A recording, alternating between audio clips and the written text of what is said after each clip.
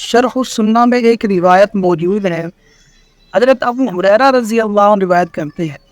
فرماتے ہیں کہ ایک چرواہا بکریاں چرا رہا تھا، تو ایک بھیڑیا آیا اور اس کی بکریوں کے ریوڑ سے ایک بکری لے کر بھاگنے لگا۔ اس چرواہے نے جھپٹ کر اپنی بکری چھڑوا لی، پھر وہ بھیڑیا بھاگ کر ایک ٹیلے پر جا کر بیٹھ گیا اور اس چرواہے سے کہا کہ تو نے میرے منہ کا نوالا چھین کر، میری روزی چھین کر اچھا نہیں لیا۔ چرواہا بڑا حیران ہوا اور کہنے لگا کہ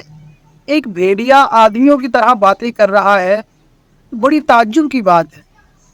آج سے پہلے تو ایسی بات دیکھنے میں نہیں آئی۔ پھر اس بھیڑیے نے کہا کہ اس سے زیادہ تعجب کی بات یہ ہے کہ یہ جو آپ کھجوروں کے درخت دیکھ رہے ہیں، ان کھجوروں کے درخت کے پیچھے پتھریلی زمین میں ایک آدمی آیا ہے